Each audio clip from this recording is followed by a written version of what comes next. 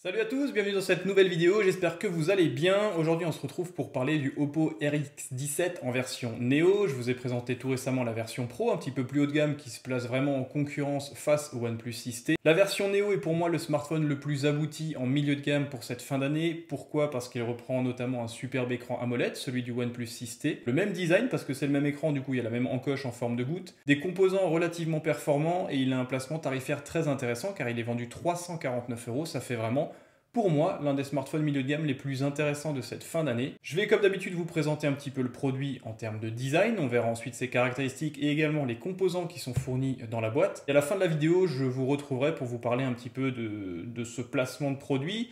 Est-ce qu'il est vraiment pertinent d'acheter ce smartphone? Est-ce qu'il faut plutôt partir sur un Pocophone, sur un Honor Play, sur différents smartphones qui sont dans cette gamme de prix? Comme d'habitude, partagez, likez, abonnez-vous, on se retrouve tout de suite. Et si vous avez des questions, posez-les moi dans les commentaires. A tout de suite. Contrairement à d'habitude, cette fois-ci le smartphone est déjà déballé, du coup je vais vous présenter simplement les accessoires fournis avec ce smartphone. Déjà la coque rouge, je la trouve vraiment sympathique, ça change un petit peu de la version Twilight qui est disponible aujourd'hui également. C'est un petit peu moins commun, c'est un petit peu plus original, honnêtement c'est du plus bel effet, il y a un petit traitement sur la coque qui donne des reflets assez sympathiques. Le rouge est légèrement plus sombre sur le bas de la coque, ça donne un effet assez bien abouti. Au dos, on retrouve un double capteur photo, donc vous avez un capteur photo de 16 mégapixels avec une ouverture de f1.75.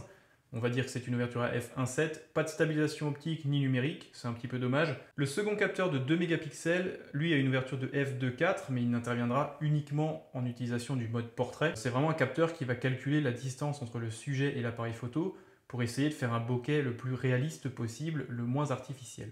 Ensuite, la coque arrière, eh bien, il n'y a rien à dire de particulier. On a la petite sérigraphie Oppo, les petites mentions de normes sur le bas. Elle est vraiment jolie, c'est vraiment un verre protégé en Gorilla Glass qui est assez sympathique, assez lisse et très agréable au toucher. Sur la tranche, on retrouve le bouton Power. Sur le dessous de l'appareil, on retrouve une prise jack, ce qui est toujours sympa. Une connexion qui est en micro USB et ensuite les grilles du haut-parleur. Sur la tranche opposée, on retrouve les boutons du contrôle volume, ensuite le tiroir permettant de mettre deux cartes nano SIM plus une carte micro SD pour atteindre 256 Go d'espace de stockage au total. Et sur le dessus, mis à part un micro extérieur, il n'y aura rien. Sur la face avant, on retrouve ce superbe écran de 6,4 pouces, définition Full HD+, une densité supérieure à 400 pixels par pouce, donc largement suffisant pour toutes les utilisations que vous en aurez. Technologie AMOLED, c'est vraiment la copie conforme, enfin c'est vraiment le même écran que sur le OnePlus 6T et que sur le RX17 version Pro. Petite encoche qui cache un capteur photo de 25 mégapixels couplé à une intelligence artificielle qui permet de faire des selfies plutôt sympathiques. Les bordures, tout comme le OnePlus 6T, elles sont plutôt fines. Il y a juste un petit menton sur le bas qui est un petit peu plus épais que le reste des bordures. Néanmoins, l'optimisation de la face avant avoisine les 91% et on le sent à l'utilisation, c'est vraiment un smartphone qui tient bien en main. Autre bonne surprise pour un smartphone vendu moins de 350 €, c'est que le capteur d'empreinte se trouve désormais sous la dalle. Ça fonctionne plutôt bien. Bien sûr, c'est un petit peu plus long qu'un capteur physique. Néanmoins, pour un produit à moins de 350 €, c'est vraiment sympathique pour les consommateurs de pouvoir accéder à ce genre de nouvelles technologies, même si celles-ci méritent encore quelques mises au point. Le fonctionnement est plutôt bon, honnêtement, il n'est pas plus long ou moins long que sur différents smartphones tels qu'un OnePlus 6T, RX17 Pro ou Huawei Mate 20 Pro, ça fonctionne plutôt bien. En termes d'OS, bien sûr, on est sur ColorOS en version 5.2, c'est une surcouche qui tourne sur Android en version 8.1. C'est vraiment similaire à ce que j'ai présenté sur la version Pro. La surcouche, on aime ou on n'aime pas, néanmoins le produit est plutôt véloce, il est plutôt abouti. Le processeur Snapdragon 660 couplé à 4 Go de RAM font vraiment le boulot, il est vraiment performant et réactif. En termes d'autonomie, vous avez une belle batterie de 3600 mAh couplée à une fonction VOOC Charge, donc on n'est pas sur une version Super VOOC très rapide, néanmoins c'est un petit peu plus rapide que la moyenne des smartphones et ça permettra d'avoir une autonomie confortable de par la capacité de la batterie et un temps de charge relativement acceptable. J'ai pas encore fait les tests, mais je pourrais vous faire un petit retour une fois que j'aurai essayé cette charge VOOC Charge qui est un petit peu plus lente que la version sur le RX17 Pro.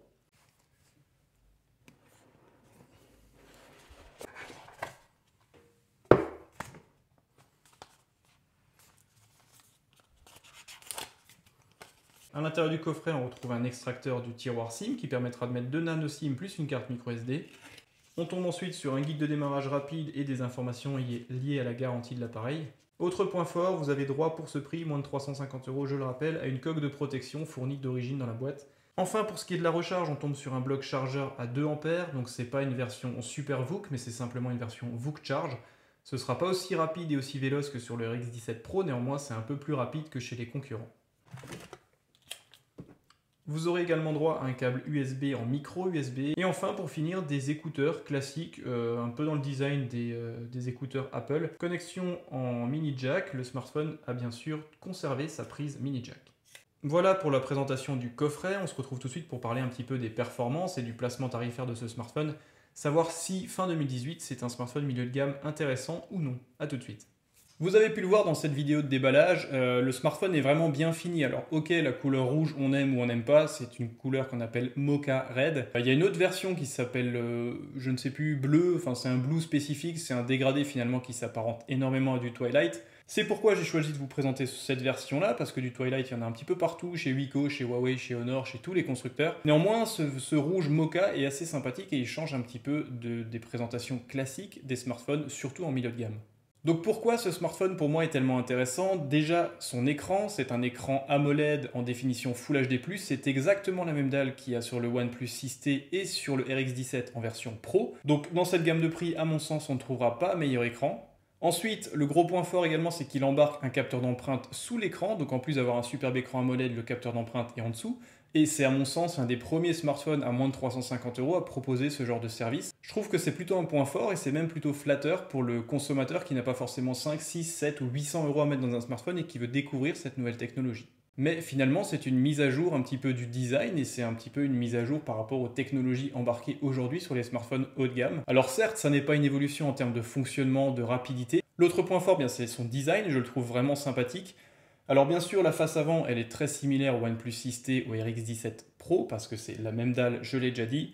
Néanmoins, je le trouve plus agréable en main parce qu'il est un petit peu plus léger et la coque est un petit peu plus travaillée. Ça fait un smartphone qui est certes plus léger, donc qui fait un petit peu plus low cost. Néanmoins, le design est bien travaillé, bien abouti. On sent qu'il y a vraiment eu un travail de design qui a été mené sur ce produit. Et ça se ressent à l'utilisation, il est assez compact, maniable et ergonomiquement abouti.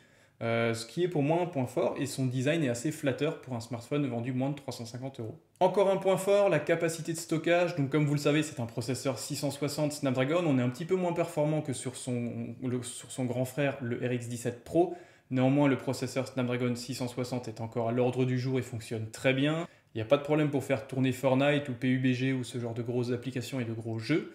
En termes de stockage, c'est très bon parce que vous avez 128 Go d'espace de stockage d'origine et vous avez la possibilité de rajouter une carte micro SD pour atteindre 256 Go. Encore une fois, à 350 €, c'est vraiment un coût qui est relativement bien joué de la part de Oppo. En termes de performance, en plus du Snapdragon 660, vous serez couplé à 4 Go de RAM, ce qui est largement suffisant pour faire tourner 99% des applications qu'on utilise tous les jours. Pas de problème quant au multitâche, pas de problème sur les gros jeux, les grosses applications, tout tournera comme sur des roulettes. Pour finir, en termes de performance, il est couplé à un GPU Adreno 512. Alors c'est pas la dernière version du GPU, néanmoins ça suffira largement. Encore une fois, pour faire tourner les jeux les plus classiques et les applications graphiques qu'on consomme et qu'on utilise tous les jours.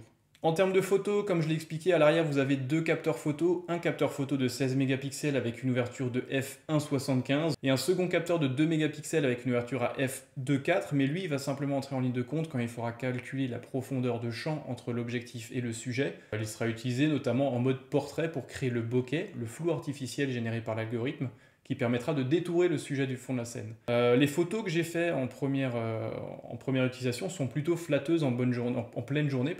Pas rougir par rapport à un Pocophone F1 ou un Honor Play ou un Honor 8X. Je trouve que c'est vraiment un produit qui se débrouille bien en termes de photographie dans cette gamme de prix.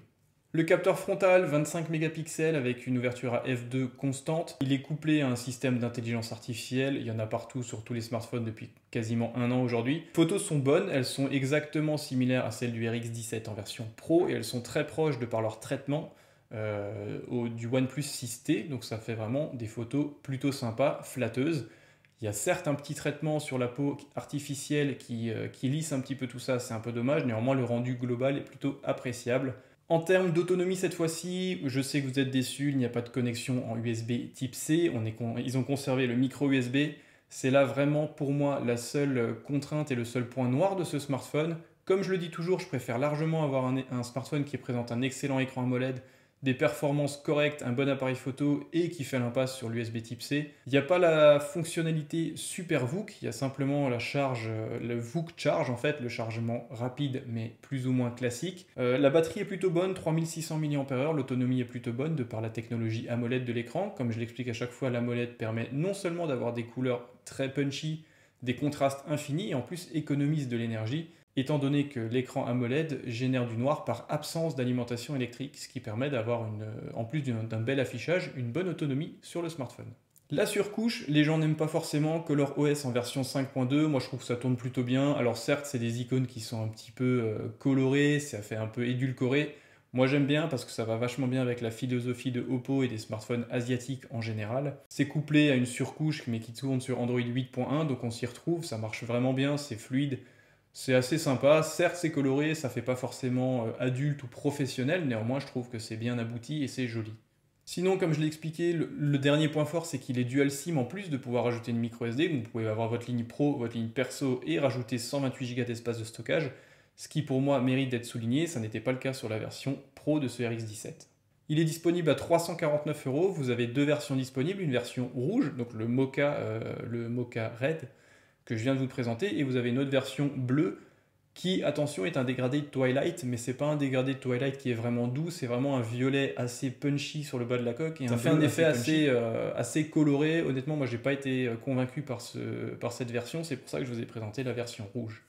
Voilà, c'était tout pour cette présentation, j'espère que ce smartphone vous a plu. Honnêtement, pour moi, c'est vraiment l'un des meilleurs produits de cette fin d'année dans cette gamme, entre 300 et 400 €. Il y a fort à parier qui va baisser très prochainement avec notamment le Black Friday, les fêtes de fin d'année, donc restez quand même sur le qui-vive. Parce que pour moi, il est un petit peu plus intéressant que le Honor Play, il a un design plus abouti, notamment cette encoche en forme de goutte et ce superbe écran AMOLED. C'est vraiment le gros point fort de ce smartphone, un appareil photo qui se démerde plutôt bien et des performances largement suffisantes pour l'utilisation que nous avons tous. Merci d'avoir regardé cette vidéo, on se retrouve très prochainement pour d'autres tests. Comme d'habitude, abonnez-vous, likez, partagez. Et je vous remercie d'être toujours plus nombreux, on va bientôt atteindre le 1 000 000 de vues. Je vous remercie d'être toujours plus nombreux, on va bientôt atteindre le 1 000 000 de vues sur ma chaîne. Alors certes, l'évolution des abonnés n'est pas aussi rapide que ce que j'aimerais, néanmoins je vous remercie toujours d'être présent et de me soutenir dans mes démarches. A bientôt!